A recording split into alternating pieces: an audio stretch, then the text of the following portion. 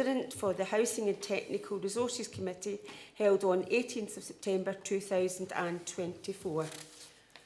On the meeting today, I have Councillor Brogan, Councillor Archie Buchanan, Councillor Matthew Buchanan, Councillor Kalikis, Councillor Convery, apologies from Councillor Cooper, Councillor Cowan, Councillor Cowie, Councillor Devlin has given apologies, Councillor Dewar, Councillor Fagan, apologies, Councillor Faulkner is in the room, Councillor Ferguson, Councillor Fulton, apologies from Councillor Gowland, apologies from Councillor Gray, Councillor Lambie.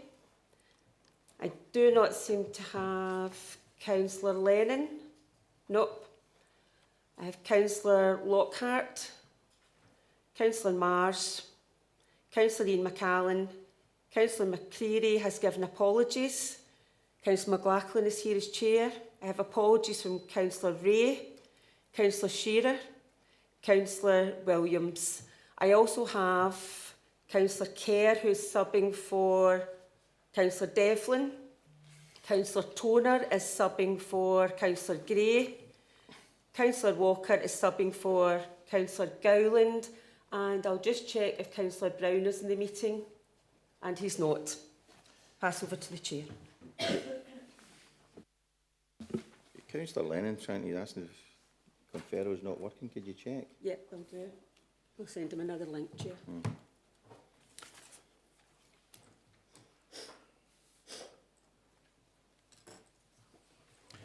Okay, thanks very much, Lynn. First item on the agenda is declarations of interest. Is there any declarations? No. Thank you. Item 2 on the agenda is the minutes of the previous meeting. Move that as a correct record.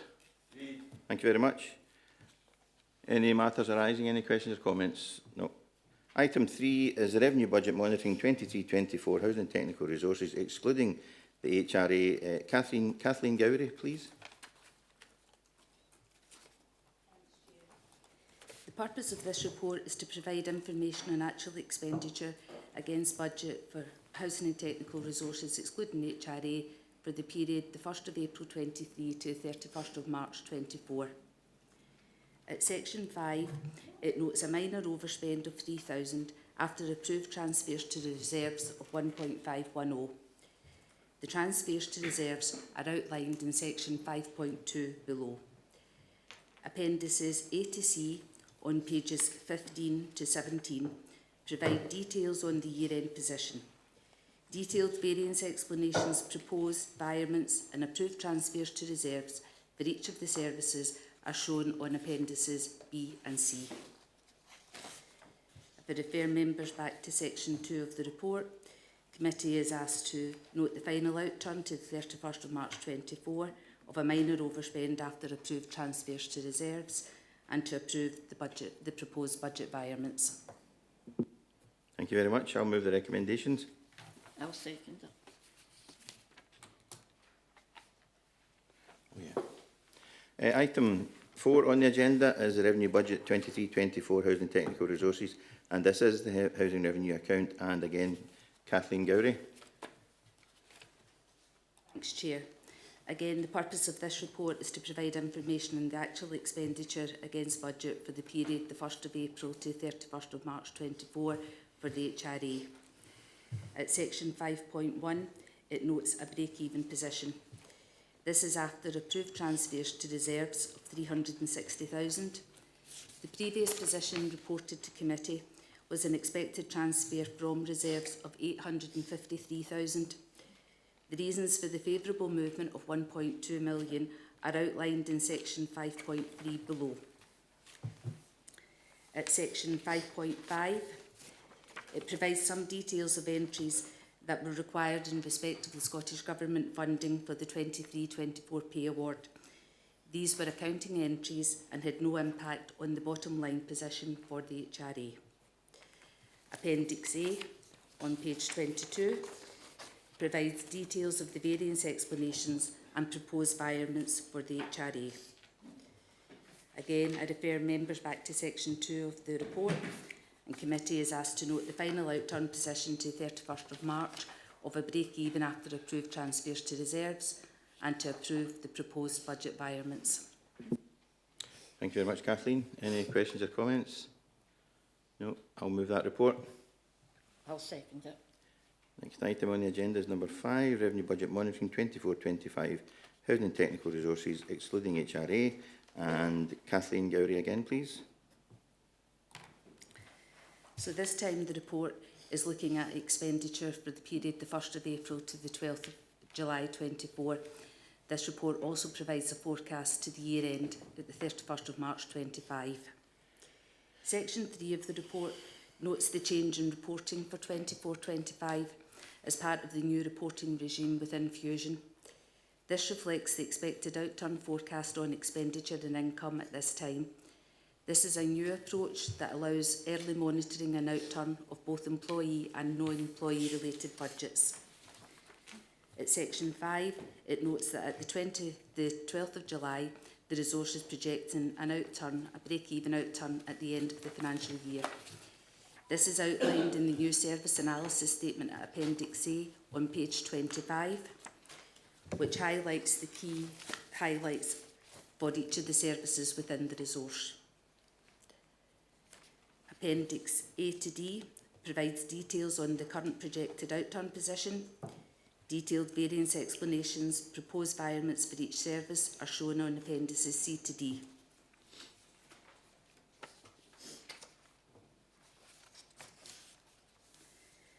If I take members back to section 2 of the report, the committee is asked to note the forecast to 31st of March of a break-even position and to approve the proposed budget environments.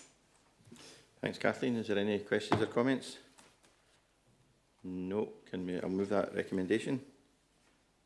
I'll second it. Agreed. Item 6 on the agenda, Revenue Budget Monitoring 24-25, Housing and Technical Resources, HRA account, and that's pages 29 to 32. So this report is for HRA and it's covering the period the 1st of April to the 12th of July 24. Also provides a forecast for the year to the 31st of March. Section 5.1 notes that at the 12th of July the resource is projecting a break-even position. This includes a transfer from reserves. Appendix A on page 31 provides further expenditure details. There are no variances or budget environments to be reported for the HRA. I take members back to section 2 of the report. The committee is asked to note the forecast to 31st of March for break-even position and to approve budget environments, but I would just note that there are no environments. Thank you very much again, Kathleen. Any questions or comments? I'll move the recommendation. I'll second it. Agreed. Item 7 on the agenda, Capital Monitoring 23-24, Housing and Technical Resources, and it's the Housing Revenue account. Again, Kathleen, thank you very much. It's actually Oh, is it? myself, sorry, this Monday for the capital ones. Sorry, beg your pardon. No problem. I was just saying I'll take you through the capital reports just from now on for the rest of the items. Okay? Thanks, Graham. No problem. Thank you, Chair. Good morning, members. As I say, this is the first of the 4 capital reports to be reported this morning, and item 7 is the final capital budget monitoring report for financial year 23-24 for the HRA, and the purpose is to advise committee of the spend to the 31st of March 2024. Section 5 details the financial implications, and at section 5.1 noting the total programme for the year was 67.443 million, and that's detailed along with the funding sources at Appendix A to the report. As noted in section 5.2, the final spend position for the year was 62.240 million, and this underspend of 5.2 million reflected the timing of purchase of land, a couple of sites within the East Kilbride Community Growth Area and Bracken Hill Farm, Hamilton, and these settled early in the new financial year in April. Sections 5.3 and 5.4 again just outline the accounting treatment, a part of the Council's capital funding package for the year, which Kathleen went through in the previous report. And again, just to note that this had no impact bottom line, and it was just the accounting treatment required for routing the monies to the General Services Revenue account. I would refer committee back to the recommendations in section 2 of the report and ask that the HRA capital budget of 67.433 million and final spend for the year of 62.240 million be noted. Thank you. Thanks, Graham. Is there any questions or comments? No. I'll move the recommendation. I'll second it. Thanks very much. Item 8, Capital Budget Monitoring 23-24, Housing and Technical Resources, excluding the HRA. And is that you again, Graham, please? Is it? Yeah. Thanks. Yes, thanks, Chair. Item 8 then, say similarly for the final position for 23-24, this time for the general services excluding the HRA. And the resources spend was included in the overall position reported to the Executive Committee back in June. Section 3 gives the background and explains the budget position for the year, which was a total budget of 11.488 million, and that was unchanged since the last reported to committee back in April. Section 5.1 notes the total programme for the year of 11.488 million and the final spend of 7.717 million. And this underspend of just under 3.8 million reflects the timing of project spend on a number of projects with multi-year programmes. And the main projects which are responsible for underspend are detailed in Appendix A for information. Section 5.3 notes that any underspend in these projects, along with the funding, will carry forward into next financial year as required, and an update on the new year programmes detailed in a separate report, which I'll take you through shortly. Again, Section 5.4 just explains some of our year-end and accounting adjustments we make to the capital programme to ensure the treatment of spend complies with our regulations. And Section 5.5 explains that from reviewing the Council's revenue and capital spend for last year, just shy of 4.8 million of capital spend is required to be recorded as revenue spend, and this transfer means that for the purpose of publishing our annual accounts only, the capital spend was 2.9 million. I would refer committee back to recommendation in Section 2 of the report and ask that the Housing and Technical Resources General Services capital budget of 11.488 million and final spend for the year of 7.717 million be noted. Thank you. Thank you very much, Graham. Any questions or comments? I'll move the recommendation. I'll second it. Thank you very much. Item 9 on the agenda, Capital Budget Monitoring 24-25, Housing and Technical Resources, and it's the Housing Revenue account. Graham, is that you? Yes. Moving into the new year then, again, standard capital report for the HRA, the first for this financial year, and this reflects the budget and spend position to the 12th of July, which is our accounting period 4. Section 3 gives the background and explains the budget reflects the capital programme for the new year as reported to the Executive Committee at its meeting on the 4th of September. Section 5.1 notes that the total programme for the year is 77.248 million, and this is detailed again along with the funding sources at Appendix A to the report. And this budget is based on the original programme approved back in February and has been updated to include the carry forward from 23-24. There's also a note there in terms of in addition to this, the budget reflects the revised Scottish Government Affordable Housing Grant available for 24-25 at the time the report was prepared.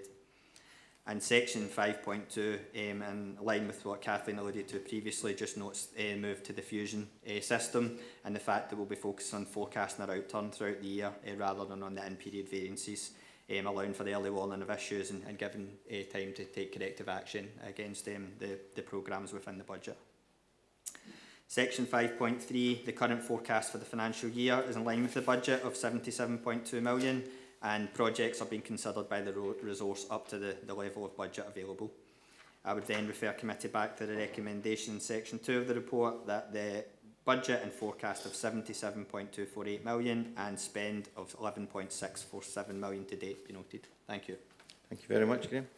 Any questions or comments? No.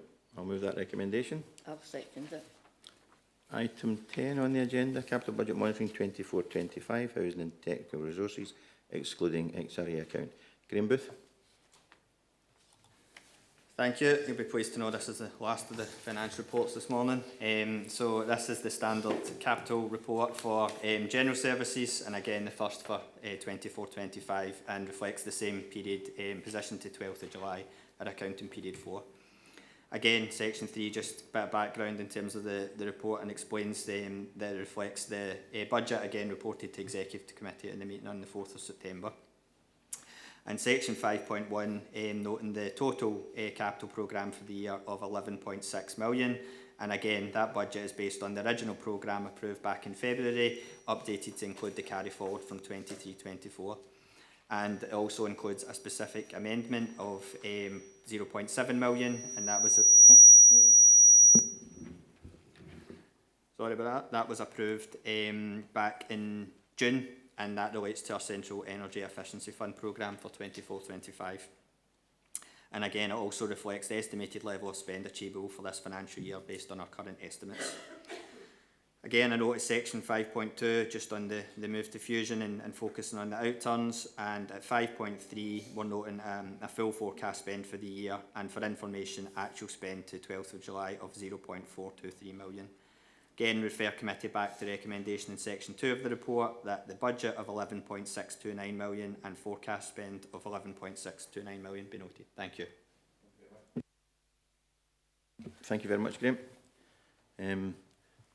Is there something up with the volume on this? Because I think when there's two microphones on, there's I'm noting the squeal coming back.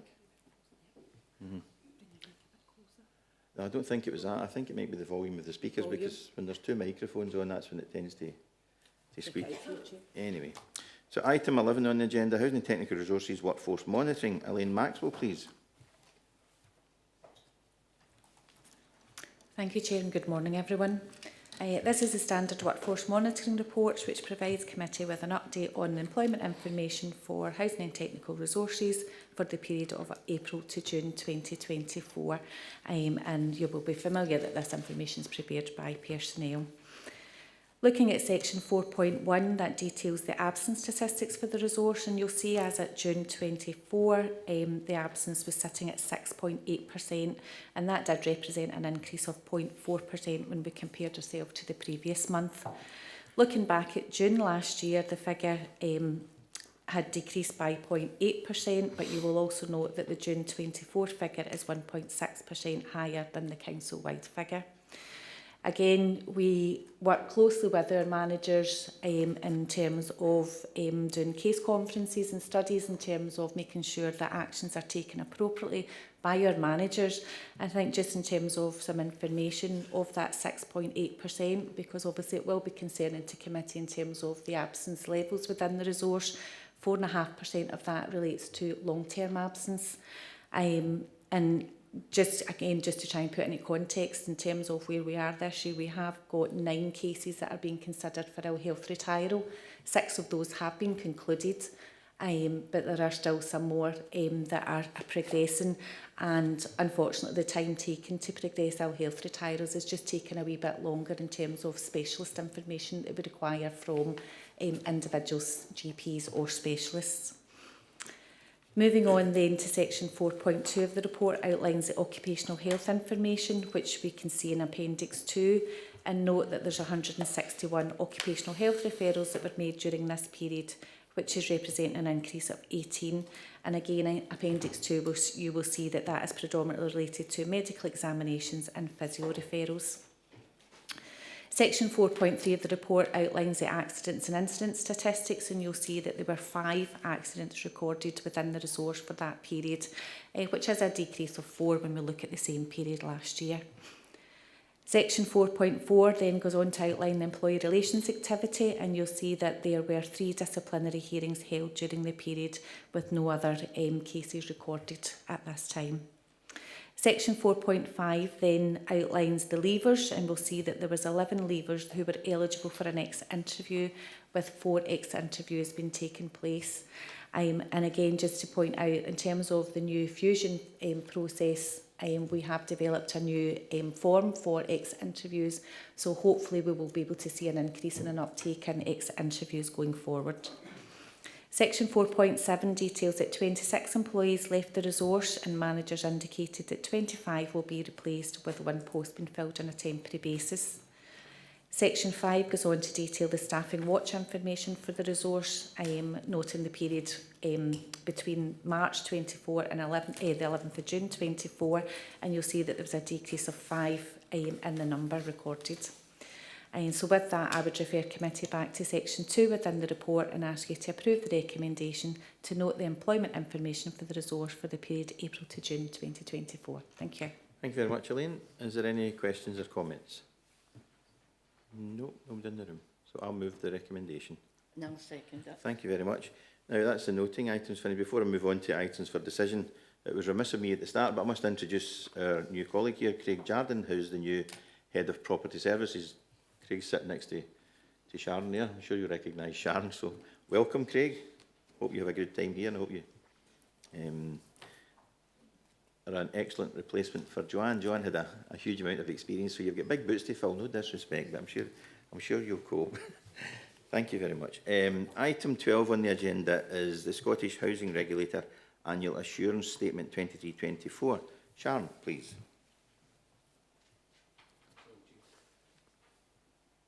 Oh, right, okay. Thanks very much, Chair. The purpose of the report is to seek approval for the annual assurance statement for the Council to be submitted to the Scottish Housing Regulator. Turn the background, sections 3.1 and 3.2 outline the regulatory role and approach of the Scottish Housing Regulator, while paragraph 3.3 confirms under the regulatory framework local authorities are required on an annual basis to submit an assurance statement confirming compliance with regulatory requirements, which would, where appropriate, identify any material areas of breach. The Council's last annual assurance statement, which is for the year 22-23, was approved by this committee on the 30th of August 2023. Paragraph 4.2 highlights the key requirements annual assurance statement, and which is really for committee to confirm that it's confident that appropriate systems, evidence and channels of communication are in place to ensure effective planning, delivery and monitoring of services against statutory and regulatory requirements. Within South Lanarkshire, the assurance required is provided through a wide range of arrangements which are in place at both a corporate, council-wide and a resource level. A summary of these key requirements and the assurance and how these are addressed is attached Appendix 2 to the report. Points 4.5 and 4.6 confirm that the annual assurance statement attached Appendix 1 highlights two areas where the Council is partially compliant with requirement. These are in relation to the fixed tolerable standards and fixed electrical testing. In relation to the fire tolerable standards, there were at the 1st of April 539 properties where the installation of combined smoke, heat and carbon monoxide alarms had not been completed, while for fixed electrical testing, 1,360 properties were out with the 5-yearly cycle for testing electrical systems. While work is progressing to address these issues, the number which remain outstanding is largely due to an inability to gain access to carry out the installations or testing. There's a programme of work, a kind of really detailed programme of work between the two services within the resource in place to address the issue, and progress in relation to these is monitored really closely within the resource. Paragraph 4.7 highlights the annual assurance statement. Landlords are asked to provide assurance that they have or have in the process of implementing the effective approach to collecting the qualities information and are considering human rights approach into their work and how it can be adopted. This has been reflected in the proposed annual assurance statement. Returning to section 2, the committee is asked to approve the following recommendation, which is that the South Lanarkshire Council assurance statement for 23-2024, attached Appendix 1, be approved and submitted to the Scottish Housing Regulator. Thank you, Chair. Thanks.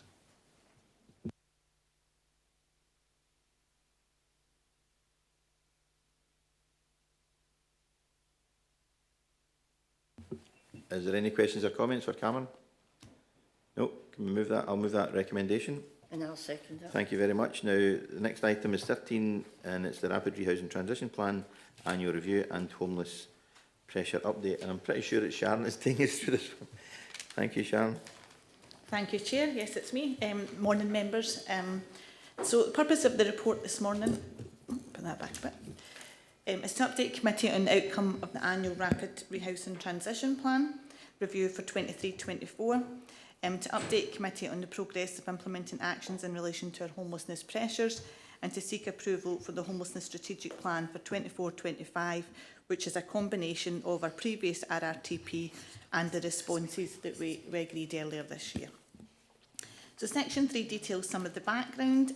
So the 4th annual review of the Council's Rapid Rehousing Transition Plan, covering the period the 1st of April 22 to the 31st of March 23, was approved in August 23 at Housing and Technical Resources Committee. So the plan recognised the good progress which was made over 4 of the 5-year lifespan, delivering against high-level objectives aiming at preventing homelessness wherever possible, otherwise minimising its impact. Section 3.3 highlights include some of the key areas we have improved. So in terms of the new affordable housing supply, high levels of tenancy sustainment for former homeless households, with 91% of those tenancies continuing beyond 12 months. Annual targets for the percentage of social housing being allocated to homeless households, both by yourself as the council or the RSLs. And the council's stock of temporary accommodation was increased by over 15% to help address additional demand. So there's further highlights there in terms of housing support being offered to meet needs, and also repeat homelessness remained at low levels at 3.6% over 23-24. So as noted previously, and at previous discussions here, progress was made in the early stages of our RRTP plan against a challenging set of circumstances, including the outbreak of COVID-19, the cost of the living crisis and significant increase in demand for homelessness assistance. However, last year's review noted that the 4th year of the RRTP and the cumulative pressures leading to the sustained increased demand for homelessness assistance has impacted on our overall performance. So annual review of the Council's 22-23 RRTP was submitted to the Scottish Government on the 30th of June 23, and the annual review for 23-24 concludes the 5-year lifespan of the Council's Rapid Rehousing Transition Plan for 2019 to 2024. It's been noted there that there is no communication from the Scottish Government as yet in relation to any continuation of that specific plan or proposed introduction to an alternative strategic framework. However, a final year's review submission has been requested and will be submitted with the deadline of the 11th of October.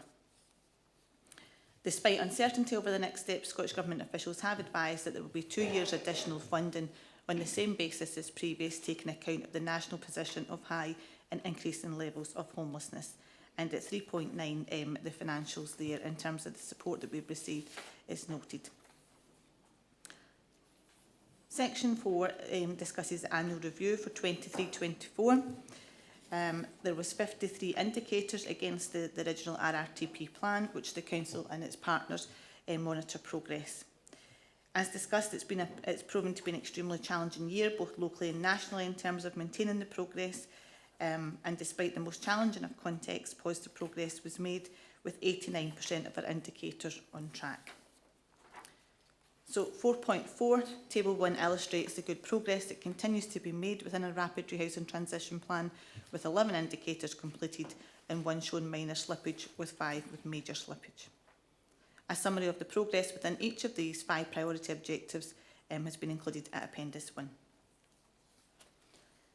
At Section 5, we discussed the homelessness pressures, which were reported here on the 7th of February earlier this year, and again to Exec Committee on the 12th of June.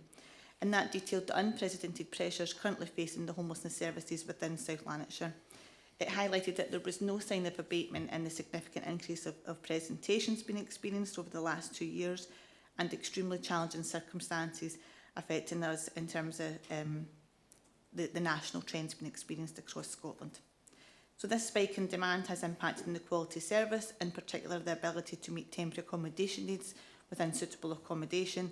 And as a result of this and other factors, the Executive Committee unanimously agreed to declare a housing emergency earlier this year in June. Against 3 principal measures of homelessness over the last 2 years, the Council experienced a 28% in the number of people applying to the Council for assistance, a 38% in the number of people being recorded as homeless, and a 101% increase in the backlog. A range of actions were proposed earlier at committee in February this year, and they're detailed at 5.4. Since these actions were agreed in April 2024, good progress has been made in terms of the implementation, which is noted there at 5.5. Robust monitoring on the impact of the housing pressure response actions is in place across the resource, and Table 4 sets out the key indicators monitoring the impacts of changes implemented since April in comparison to the same time last year.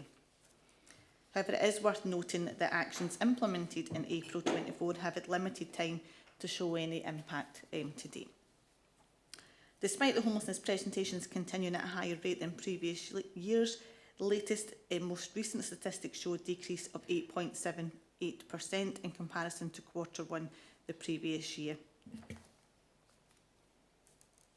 The caseload in the backlog remains high and increasing due to the availability of housing falling short of demand and the sustained surge in demand over the last 2 financial years, despite the high number of properties being available for let going to the urgent homelessness list.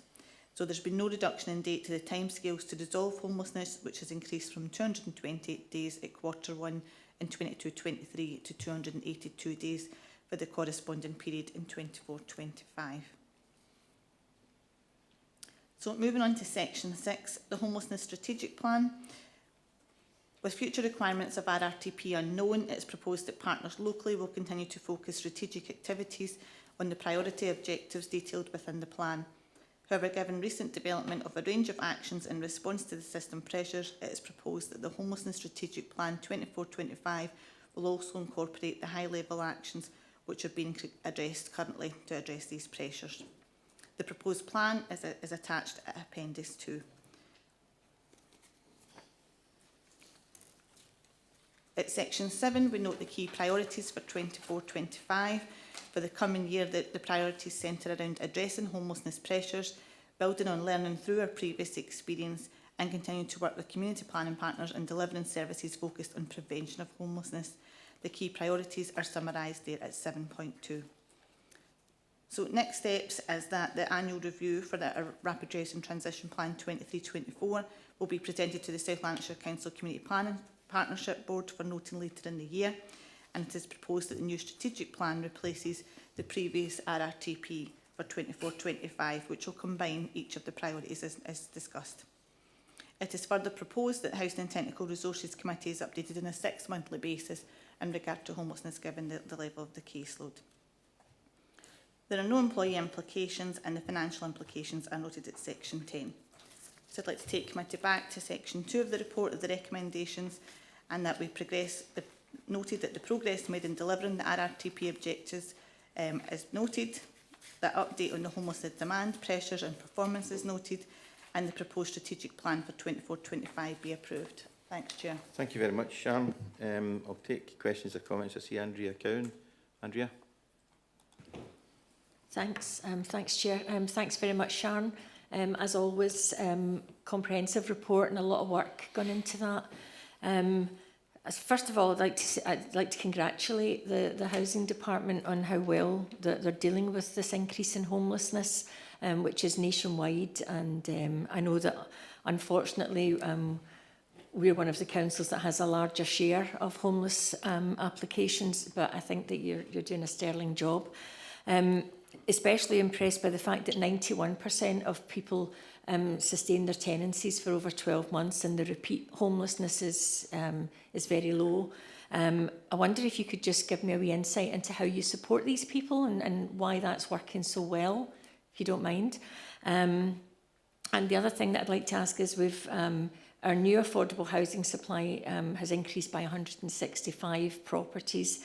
And I just wondered if those were all new build or how many of those were buybacks and how the buyback system's going. Thanks.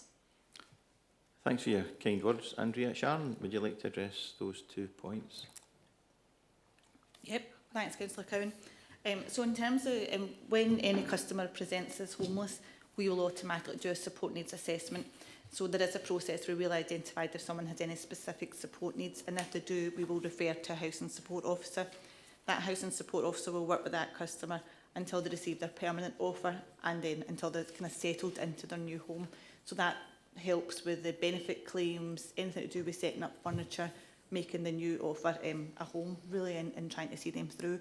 They'll signpost them to other services such as health and social care and GPs and dental practices, so we offer that to all homeless applicants. And the second point to your question there, in terms of the 165 properties, yes, that was a mix of acquisitions, buybacks and new build. And the number for 100. I need to. I'll get back to you on the exact number. Sorry, which yeah, was, I've put you in the spot there. no, sorry. you're fine. Thanks. Yeah, thank you. I'd also just like to comment as well that although obviously we would like more money, it is great to see that we are getting some additional funding from the Scottish Government's £40 million. I think 1.7 million is our share, and hopefully that will help. I know it's a drop in the ocean compared to the problem that we have, but nice to see some more funding coming through. Thanks. Thank you very much, Andrea. And yeah, I welcome the extra money as well, but I've got to say I'm disappointed at the level of that £40 million that we did receive. I would have hoped and thought we would have got a larger amount based on the size of the authority, but there we go. We've got to deal with it. Any new money is welcome. So, is there anybody else got any other comments or questions? No? Okay, I'll move the recommendation. I'll second it. Thank you very much. Item 14 on the agenda is Greenhouse Hall and Library, East Kilbride, and it's a lease to Loaves and Fishes under the Community Asset Transfer Light. Jerry McParlin, please. Thank you, Chair. The purpose of this report, which is contained in pages 131 to 137 of the papers, is to advise the committee of the competing requests for a concession release of Greenhouse Hall and Library, East Kilbride, through the CAT Light process, and to seek approval to the lease of the hall to Loaves and Fishes on the principal terms and conditions set out in section 6 of the report. Greenhouse Hall and Library are owned by South Lanarkshire Council and managed on the Council's behalf by South Lanarkshire Leisure and Culture. And the SLLC board decided in February that it couldn't sustain service delivery for a number of facilities, including Greenhouse Hall and Library, and these would be returned to the Council. In recognition of the potential impact upon communities, the Council invited local organisations to express interest in these properties through community asset transfer, with support from the Community Fightback Fund and the Renewable Energy Fund to keep the facilities open while this process took place. 2 organisations have approached the Council with a request for an annual lease of Greenhouse Hall and Library to enable the facilities to remain open for the community use on the basis that the lease will enable them to operate the facility while testing the viability of a future CAT. At this point, this is not a formal CAT request in terms of the Community Empowerment Scotland Act. However, the application to lease has been assessed following the established CAT procedure, and it's anticipated that the formal CAT application will be delivered or developed during the time of the lease. The first interested group are Loaves and Fishes, which is a Scottish charitable incorporated organisation and has been operating since 1992 and has a strong committee and volunteer base. They currently sustain their operation from commercial premises and would appear to have the financial and business acumen to manage the complex estate involved in this transaction. And their purpose is the prevention or relief of poverty by providing free food and other support for those in need due to financial hardship. The proposal is for Loaves and Fish to move to the premises, which will allow the current activity to grow, and also to move it to an area of most need in East Kilbride, allowing easier access for the local and wider community. The organisation has indicated they will work with other community organisations and support wider community to access the building. They wish to apply for the hall and the adjoining library to deliver a wide range of services. They're in discussions with local charity Waste Not Want regarding a joined-up provision of services which helps those most in need, potentially through a sublease of the library premises to them. And Waste Not Want have indicated that they're also keen to continue to offer the community access to books and confirm they already have BookBug trained staff who could facilitate this as part of their offering. The second group is East Kilbride Vineyards Church, which is a single-tier scale. The organisation operates under the auspices of an elected board with 4 trustees. It's therefore not eligible for a full CAT, but would be adequate for a 1-year concession lease and could develop their constitution during that period. The organisation currently only rents space and doesn't manage any property, which may be an issue in terms of managing a venue the size of Greenhouse Hall. It would appear to have some members with skills which may be able to assist in this respect, and the church is operating in a financially prudent manner, but would have to face a new challenge of meeting the high operational costs of this facility on an ongoing basis. Their purpose is to advance the Christian religion for public benefit in accordance with the Statement of Faith in the UK and the world through organisation and provision of worship, the provision of facilities and services as appropriate for the church to enable it to fulfil its mission to the members of the church, visitors to the church and local community, the provision of facilities for Christian training and service, the support and provision of Christian evangelism and outreach, and the provision of assistance to the wider Christian church and its ministries. The church has 56 active members and 36 volunteers who are involved in the current service delivery. The lease of this property would offer a place of worship and a community centre that serves the area, continue and grow the existing food bank provision and develop a community cafe. In addition, this group would work in conjunction with partner agency, the East Kilbride Integration Network, to fully develop the space for activities operated by and on behalf of both organisations. The property is suitable for either of the proposed uses, and the grant of the annual lease will enable the facility to remain open and relieve the council of the costs of empty property rates, utility charges, insurance costs and repairs. A public consultation exercise was carried out between the 20th of May and the 14th of June 2024 to ascertain the level of support for the interested parties, and the details of responses are given in paragraph 5.3. Consideration has been given to the strength, weaknesses and risks associated with the applications, and taking into account that the applications are both for just 1 year lease. On the balance, it is believed that the application by Loaves and Fishes is the stronger of the two interests for the following reasons. They have a strong evidence of need and close connections with the local community. They have financial resilience and experienced committee, and they're well established and are a sustainable organisation. It is therefore proposed to lease the subjects at Greenhouse Hall and Library to Loaves and Fishes on the principal terms and conditions set out in paragraph 6.1. And I would refer members to the recommendations in paragraph 2 of the report and ask that the subjects at Greenhouse Hall and Library be leased to Loaves and Fishes subject to the terms and conditions outlined in section 6, and that the Executive Director of Housing and Technical Resources, in conjunction with the Head of Admin and Legal Services, be authorised to conclude all matters in respect of the lease and enter into necessary agreements in terms which are in the best interest of the Council. Thank you very much, Jerry. Going to open it up for questions. I've got Matthew Buchanan. Matthew. Thanks, Chair. I'd like to start by welcoming the report. I'm very pleased with the recommendations in it. I can't think of two organisations more deserving of it than Loaves and Fishes and Waste Not Want Not. I've seen both their operations. They do fantastic work in the ward and in East Kilbride more widely. They've got fantastic volunteers, very hard-working, dedicated volunteers. Obviously, in recent years, both of them have faced enormous pressure with commercial rents, and giving them this move would free up massive resources for them that I'm confident they could spend much better in the community. I look forward to them making a success of this. A quick question, if the Chair will indulge me. It's been intimated to me in the last couple of days that SWLC would be willing, working in conjunction with Waste Not Want Not, to provide a small library provision out of the library premises. Can that be confirmed for the record, please? Thanks. Thanks for your very kind and supportive word. Jerry, would you like to address that question, please? Yes, thanks for the question. Yes, I can confirm that SLC have agreed to work with both organisations to explore the options for the continuation of a level of library provision. There have been positive discussions around this, albeit an ongoing provision would inevitably involve a reduced footprint and opening hours, which will be undertaken alongside the work that charities are proposing to sustain, particularly the book bug sessions. And discussions will continue if the committee approves the recommendations in the report.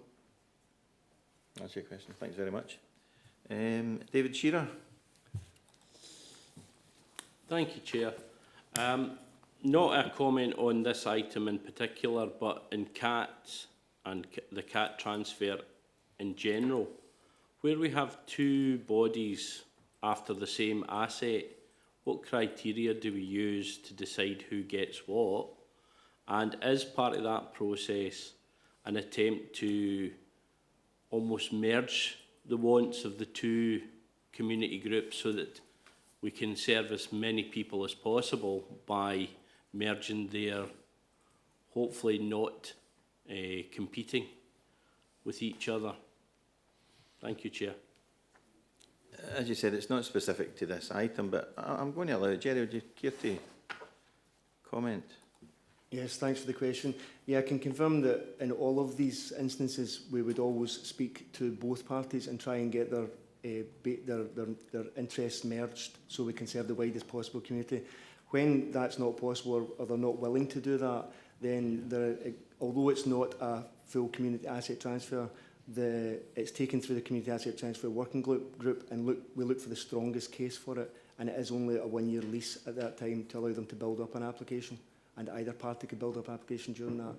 So it's based on the strengths and weaknesses of the application. Thank you very much, Jerry. Thanks, Chair. That's very useful information. Thank you. Thank you. You're welcome. I don't have any other hands up, so I'll move the recommendation. I'll second it. Thank you very much. Item 15 on the agenda is High Blantyre Hall and its lease to the 3rd Blantyre Community Group under Community Asset Transfer Light. And again, Jerry McParlin, please. Thank you, Chair. Again, this is a similar report as to the last one, and the purpose of this report contained in pages 139 to 145 is to advise the community of competing requests for a concessional lease of High Blantyre Hall through the CAT Light process and seek approval to lease to 3rd Blantyre Community Group on the principal terms and conditions set out in section 6 of the report. High Blantyre Hall again is owned by the council and managed by South Lanarkshire Leisure and Culture, and the same provision was made by the board to hand the property back. The two organisations have approached the council with a request for an annual lease of High Blantyre Hall to enable the facility to remain open on the basis that the lease will enable them to operate the facility while testing the viability of a future CAT. And again, at this point, it's not a formal CAT, but has been assessed following the established CAT procedure. The first group, the 3rd Blantyre Community Group, is a Scottish charitable or corporated organisation and is recently established and set up by 3rd Blantyre Scout Group to lease and manage the facility on its behalf. The Scout Group have been in operation for over 100 years and currently hire Hall locally. However, this arrangement is now looking less firm, and the group wishes to secure its future, by having a set of premises where it can have long-term sustainability and grow. The group currently has more than 100 active participants and already carries out partnership work in conjunction with other local organisations. The Scout Group has a strong established board of 9 trustees with a wide diversity of skills, and in addition it has an adult leadership team of 20 adults. The newly established organisation has shared trustees and will link closely with the existing Scout organisation to deliver the project. Their proposal is to centralise its activity in these premises and grow its existing membership, offering more evening activities linked to scouting, meeting identified demand. In addition, the group wishes to reopen the community centre and make it available to existing and new user groups to ensure it serves the local area best and is sustainable. The group has already had discussions with a number of these groups, which have added letters of support to the application. The second group is the Syro Malabar Catholic Mission Motherwell. It's a local branch of a national charitable organisation and registered on 22nd of June 2017, although the organisation appears to be established in 2002. Its recorded purposes are detailed in paragraph 5.5.1 of the report. The organisation has a congregation of between 400 and 500 participants who reside throughout Lanarkshire. It is a group of 18 trustees who operate the local organisation and make decisions on behalf of the group. Their proposal is to operate the premises primarily as a church and gathering space for activities for its congregation. The group has intimated that it would allow other groups and the local community to utilise the facility when it's not using it. The property is suitable for either of the proposed uses, and the grant of an annual lease will enable the facility to remain open and relieve the council of costs. A public consultation exercise was carried out between the 5th of June 24 and 4th of July 24 to ascertain the level of support for the interested parties, and the details of the responses are given in paragraph 5.3. Consideration has been given to the strengths, weaknesses and risks associated with applications, taking into account the fact that the application is for a one-year lease. And on balance, it is believed the application by the 3rd Blantyre Community Group is the stronger of the two for the following reasons. It's a well-established group with strong links to the existing local community. It has financial stability and there's a commitment to providing access to the wider community. It is therefore proposed to lease the subjects at High Blantyre Hall to 3rd Blantyre Community Group on the principal terms and conditions set out in paragraph 6.1. And I would refer members to the recommendations in paragraph 2 of the report and ask that High Blantyre Hall be leased to 3rd Blantyre Community Group, subject to the terms and conditions outlined in section 6, and the Executive Director of Housing and Technical Resources, in conjunction with the Head of Admin and Legal Services, be authorised to conclude the matters in respect of the lease and enter necessary agreements on the terms which are in the best interests of the Council. Thank you. Thanks very much, Jerry. Is there any questions or comments? No. So I'll move the recommendation. I'll second it. Thank you very much. Item 16 on the agenda is Calderwood High, East Kilbride, and it's a lease to Calderwood Baptist Church under Community Asset Transfer Light. Jerry McFarlane, please. Thank you. This is the third of these reports, and the purpose of this report, which is contained in pages 147 to 153, is to advise the Committee of competing interests or requests for a concessional lease of Calderwood Hall through the Cat-Light process, and seek approval to lease to Calderwood Baptist Church on the principal terms and conditions set out in section 6. It's a very similar background to the previous two reports, and two organisations have approached the Council with a request for an annual lease of Calderwood Hall to enable the facilities to remain open. At this point, again, it's not a formal CAT request in terms of Community Asset Empowerment Scotland Act. However, the application to lease has been assessed following the established procedure. The first group, Calderwood Baptist Church, is currently an unincorporated registered charity. The purpose of the organisation is to support the congregation and in turn provide support and assistance to the wider community in any way they can. The organisation has an existing track record of building management and development, having previously acquired the Hunter House Museum from the Council a number of years ago and turning it into a successful cafe and meeting space. The Baptist Church is very visible at a local and area-wide level and is involved with the strategic development of services throughout the East Kilbride area. The organisation wishes to continue to offer the diverse range of activities it currently runs out of the Calderwood Hall and consolidate and grow these to serve more of the local community. The organisation has a strong record of partnership working, and its application is supported by a number of current hall users who wish to endorse the approach. The second group is the 6th East Kilbride Scout Group, an unincorporated organisation which operates under a standard Scout governing document provided by the regional and national Scouting committees. The troop has existed for a number of years and appears successful in terms of participation levels and operation. It currently leases a hall which is prohibitive in size and layout for their application aims to obtain a base for operations from which they can grow. The purpose of the organisation is to provide scouting to young people of East Kilbride, and the troop currently has 5 trustees, 24 volunteers and 66 members. The purpose of the application is to establish a suitable base of operations for the Scout Group and meet the demand from young people who wish to participate, and to operate the community centre out with their core usage for local groups and the general public. The property is suitable for either of the proposed uses, and the grant of the lease will ensure the facility remains open and relieve the Council of costs. Again, a public consultation exercise was carried out between 14th of May 24 and 12th of June to ascertain the level of support, and the details of the responses are given in paragraph 5.3. Consideration has been given to the strengths, weaknesses and risks associated with applications, and on balance it is believed the application by the Calderwood Baptist Church is the stronger of the two interests for the following reasons. It has a history of developing and maintaining a facility, it has strong partnership working within the local community and has a proven track record. It is therefore proposed to lease the subjects of Calderwood Hall to Calderwood Baptist Church on the principal terms and conditions set out in paragraph 6.1. And I would refer members to the recommendations in paragraph 2 of the report and ask that the subjects at Calderwood Hall be leased to the Baptist Church subject to the terms and conditions outlined in section 6, and the Executive Director of Housing and Technical Resources, in conjunction with the Head of Admin and Legal Services, be authorised to conclude all matters in respect of the lease. Thank you. Thank you very much, Jerry. Questions or comments? I see I've got Andrea Cowan. Andrea?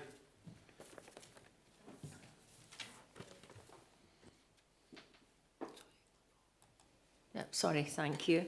Yeah, I wanted to ask a question.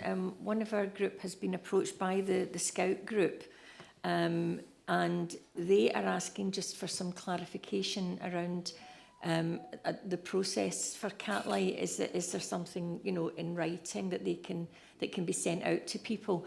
They felt that they felt that they were getting different information from different officers, different sources, and they just found it all very confusing and very clunky. Now, I just very quickly this morning had a look on the council website, and while there's a whole section about CAT transfers, and it's all very informative, and I may have missed it, but I didn't see any reference to Catlight on there. And I just wondered if that's something that we could maybe look at. Just a lot of these organisations are very inexperienced, and I just wonder if, you know, if there's something available, or if not, if maybe something could be put together, you know, a sort of step-by-step how to apply.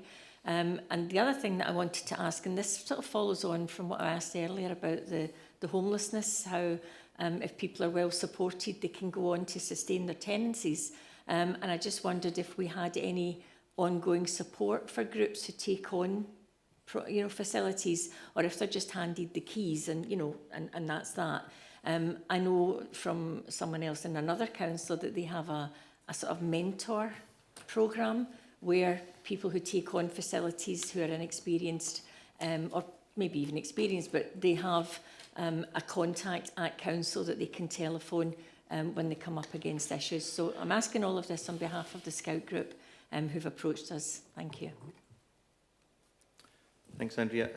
I'll comment. You know, I'm surprised you don't know this, but a Catlight isn't an actual official term. It says here at the start it's a lease to the Baptist Church Community Asset Transfer Light, and it's like a... No, I know what it is. It's just that there doesn't seem to be any... But you were asking the question, if you just let me finish, you were asking the question, but I'm sure you know, because, well, you do know because you've just said that. So a community asset transfer is when the facility leaves our responsibility and it goes to a new owner. The lease, the Catlight is just a term for lease. So, yeah, as you said, you do know that. But I'm going to ask Stephen to address some of the points that you raised earlier. Thank you. Great, listen, thanks Chair, and thanks Councillor Cowan. If I could refer you back to a report that went to Executive Committee. Now that was on the 27th of March this year, and that was a report where we sought temporary delegated authority for officers to deal with Catlight applications in the period of recess for committee. Section 3.4 of that report advised that a Catlight is a lease for a period of up to 1 year. It explained that a Catlight is explained as so because it's not progressed as a formal CAT application at that period in time. So these are groups who are aspiring to work towards having a CAT. The same report set out some of the criteria. What it said is, for officers to be delegated authority to authorise a CAT in that period of delegated authority, it's the same as we work towards just now. The groups have got to be appropriately constituted. They've got to have evidence that they've got access to funding, and they've got to demonstrate they've got suitable evidence of community support. So we work within the spirit of the CAT legislation, but a Catlight is something that we are working towards to try and assist groups to progress towards a full CAT. And that really is the substance of it. But I'm happy to we're happy to put more information on the website if that does help groups progress towards a full CAT. Yeah, thanks very much, Stephen. Yeah, I wasn't looking for an explanation as to what a Catlight was. I think that, you know, I know that, and I think that the groups know that. It was more that, you know, if they go onto the website to look, there's lots of information about the full CAT transfer, but it was really just so that there was some pointers for them when it's a Catlight. That was really all I was asking. And really happy to pick that up. In terms of, you asked about a mentor. Clearly what we've been doing through this committee is approving Catlight applications, and that's something that we're clearly mindful of, and there is continued contact with groups who have been successful in getting that Catlight lease. We know who they are. We are speaking to them, and you know there will be reports coming back to committee around about the anniversary of each of those applications. Okay, thanks. Thank you. I don't see any more hands up, so I'm going to move the recommendation. And I'll second that. Thank you very much. Item 17 on the agenda is Stewartfield Community Centre. Beg your pardon, sorry, I've just been reminded it's 11 o'clock, so I'm proposing that we take a 5-minute eye break for the BSL users, so I'll see you all back here at 11:05. Thanks for the reminder, Lynn. Thank you.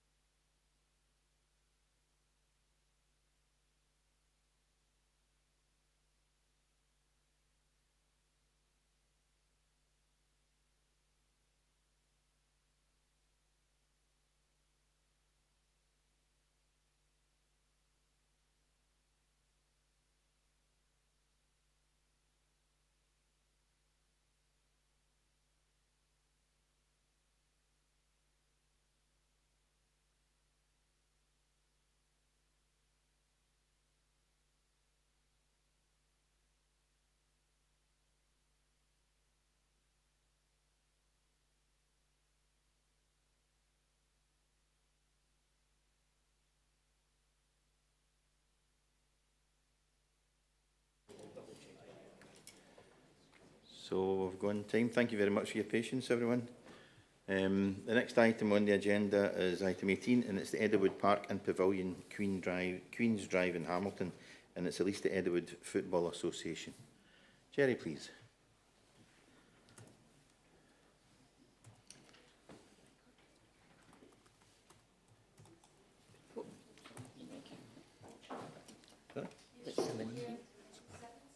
Beg your pardon. Too much a rush. Item 17 on the agenda, Stewartfield Community Centre, East Kilbride, and it's the lease to East Kilbride Gymnastics Club. Sorry, Kirsten. Jerry McParland, please. Thank you, Chair. I thought I'd done that again. Did it last time. The purpose of this report, which is contained on pages of 155 to 159 of the papers, is to advise the committee of the withdrawal of Badminton Academy Social Enterprise base from the previously agreed asset transfer by lease for Stewartfield Community Centre, and to advise the committee of the request for asset transfer by short-term lease of the centre to East Kilbride Gymnastics Club, and request approval to the principal terms and conditions as set out in section 7 of the report. The council owns the community centre adjacent to the Morrison Supermarket in East Kilbride and is leased to South Lanarkshire Leisure and Culture, and consists of a main sports hall and a smaller community hall. At its meeting on the 30th of August 2023, the Housing and Tech Resources Committee approved the asset transfer by lease to BASE. However, during negotiations between BASE and the council to finalise the terms of the lease, we were notified that they were unable to agree the terms and conditions offered, and accordingly withdrew the request. They've also confirmed they did not wish to take the matter to any appeal and ended negotiations. This is an operational facility leased to South Lanarkshire Leisure and Culture, which was identified as potentially at risk in the SLLC review of 2021. And given negotiations toward an approved asset transfer, the budget for 2024-25 assumed this asset would no longer be operated by the SLLC, so there's no provision to meet the £140,000 overheads relating to the community centre in the current budget. Following the withdrawal of BASE, East Kilbride Gymnastics Club, which had shown a previous interest in the building, indicated they now wish to apply for a short-term lease to keep the premises open, while they applied for a full lease via CAT. On the 4th of June 24, East Kilbride Gymnastics Club submitted an application for a one-year lease of the premises. They are a Scottish charitable incorporated organisation and incorporated on the 30th of October 2013. And our legal services confirmed that the group's constitution is appropriate for both short-term lease and CAT by lease, and that the organisation has not been established for private gain, any surplus, or have assets that are used for the benefit of the charity.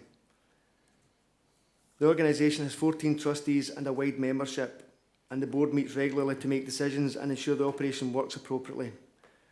The organisation's board has a wide array of knowledge and experience and is guided through a sustained period of growth over the period. The project is to create a gymnastics academy specifically focused on ASN and primary aged children, and in doing so meet the demand the organisation has already created. The main sports hall will be used exclusively for gymnastics, with the smaller hall continuing to be available for a wider range of uses and community activities. The group have a proven track record of operating facilities and has an extensive and active volunteer base who would assist with day-to-day operation of the facility. The current operating practice of the organisation have allowed the organisation to operate sustain and grow, as well as generating a funding reserve which provides a degree of security in the proposed new activity for this venture. It's proposed to grant a lease of Stewartfield Community Centre to East Kilbride Gymnastics Club on the principal terms and conditions set out in paragraph 7, and I would refer members to the recommendations in paragraph 2 of the report and ask that the withdrawal of the Badminton Academy Social Enterprise from the previously agreed asset transfer be noted, that Stewartfield Community Centre be leased to East Kilbride Gymnastics Club subject to the terms and conditions outlined in section 7 of the report, and that the Executive Director, in conjunction with the Head of Admin and Legal Services, be authorised to conclude all matters in respect of the lease and necessary legal agreements in terms of which are in the best interest of the Council. Thank you. Thank you very much, Jerry. Open up to questions, and I have Kirsty Williams, please. Kirsty. Thank you, Chair. I very much welcome this report outlining the lease of Stewartfield Community Hall to East Kilbride Gymnastics Club. And that will support this lease will support that very well-known organisation in East Kilbride to focus on provision of activities for children with additional support needs and primary age children. It was just over a year ago, actually, here in committee that we were discussing the potential lease transfer of the asset to base. And at that time, the lease was conditional upon SLLC being able to continue to have use of the small hall up to a maximum of 9 hours per week to allow continued provision of local services. You've mentioned that the smaller hall will remain available to the local community for a range of activities, but I'd wonder, just for the record again, if you could clarify, will that be for a maximum of 9 hours per week, or will it will be a broader opportunities for local community in this lease? Thank you. Jerry. Thank you. No, the 9 hours was specific to the previous agreement, and the discussions with regards to the smaller hall are much broader than that, and it would be for community use. Thank you. Thank you very much, Jerry. No, that's welcome, and thanks very much, Kirsty, for your question, because 9 hours didn't seem an awful lot, so this looks better for the community as far as the additional lets is concerned. Thanks very much, Kirsty. Is there any other questions or comments? No? I'll move the recommendation. I'll second it. Item 18 on the agenda is, and this time I've got it correct, Edelwood Park and Pavilion, Queen's Drive, Hamilton, and it's a lease to Edelwood Football Association, pages 161. Jeremy McFarlane, please.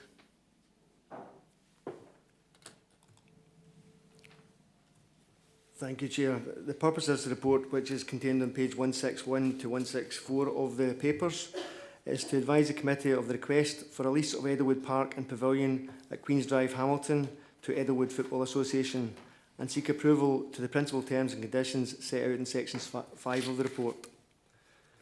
In terms of the background, the subjects at Edelwood Park are currently managed by South Lanarkshire Leisure and Culture, and the pavilion is currently the subject of a sublease from the Trust to Edelwood Football Association.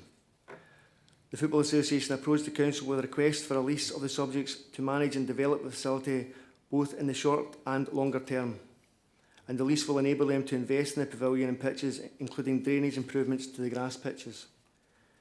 This is a formal community asset transfer request in terms of Community Empowerment Scotland Act. The property itself is shown in the attached plan at Appendix 1, and as there are no change of use or development proposed at the present time, planning consent will not be required. Edelwood Football Association is a SCIO, and the purpose of the organisation is to provide sports and football facilities, activities and resources for the local community via Edelwood Football Association. The project is for the group to lease the facilities to promote health, fitness and wellbeing via football and related activities. And the grant of a long lease will allow the organisation to develop proposals for both short and longer term investment in the facility. The organisation has several ideas, subject to funding, to develop the pavilion and the pitches on a phased basis, with long-term plans for a community hub, a multi-use games area, additional parking and a 4G all-weather floodlight pitch. The property is suitable for the proposed use, and the organisation has the capacity and funds to manage the current facilities. The grant of lease will enable the facility to develop and relieve the council of the costs of grounds maintenance charges. And the risks associated with the proposed lease are considered low, given the status of the organisation. The council has no alternative requirements for the subjects at the present time. So it's proposed to lease the subjects to at Edelwood Park and Pavilion on the following principal terms. The lease will be to Edelwood Football Association for a period of 19 years, 364 days, at a date of entry to be agreed, and at a rent of £1 if asked. And I would refer members back to the recommendations held in paragraph 2 and ask that the subjects at Edelwood Park and Pavilion be leased to Edelwood Football Association, subject to the terms and conditions outlined in section 5 of the report, and that the Executive Director of Housing and Technical Resources, in conjunction with the Head of Admin and Legal Services, be authorised to conclude all matters in respect of lease and enter necessary agreements on terms which are in the best interests of the Council. Thank you. Thank you very much, Jerry. I've got a couple of hands up here. Helen Toner first, please. Hi. Wonder if you could hear me because I can't see you guys. No, we can hear you fine. Conferro's obviously playing up again. No, I would absolutely welcome this report.